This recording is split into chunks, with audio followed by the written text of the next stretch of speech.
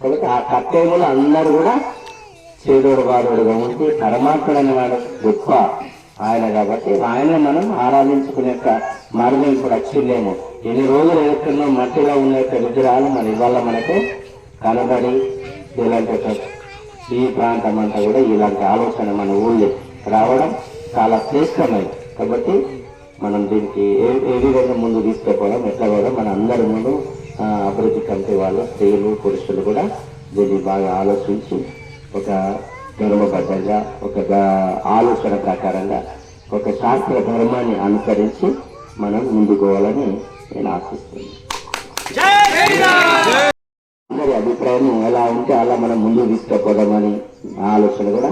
కాబట్టి అభివృద్ధి కమిటీ వాళ్ళు కావచ్చు, స్త్రీలు కావచ్చు, పురుషులు కావచ్చు, ఒక దైవాన్ని మనకు కనబడ్డాయి కాబట్టి దైవాన్ని ఆరాధించుకునే ఒక శక్తి పరమాత్మ మనకి ఇచ్చారు. కాబట్టి ఇది ఆనందమైన విశేషం వాస్తవంగా. మరి అది కూడా మనకు ఇప్పుడు కొద్ది రోజులు శ్రీరామనవమి ఎప్పుడున్నాయి, శ్రీరామనవమి. కాబట్టి వారి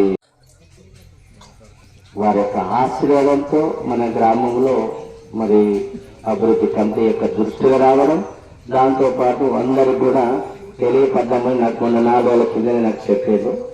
చాలా మంచి అని అనుకున్నాం. వాస్తవంగా మరి ఆ కాలం నుంచి ఈ కాలం కంటే కూడా శిల్పులు చేసిన విగ్రహాలు అంటే ఏదో తయారు చేసింది ఏదో ఇస్తాడని కాదు, రౌతు విగ్రహమే కాబట్టి మరి అవి భగవంతుడు ఇచ్చా, ఎలా వచ్చాయో ఏం వచ్చాయో ఎవరికి తెలియదు. కాబట్టి భగవంతుడైతే మనకు నిదానంగా ఉన్నాడు కాబట్టి మనం ఆరాధించడం చాలా ఉత్తమమైన మార్గం.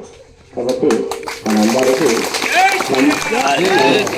సంస్కారం అనేది గొప్పది కాబట్టి భగవంతుడు ఉంటే మనందరికీ జీవిత కాలంలో ముందు చూపు కాబట్టి మనకు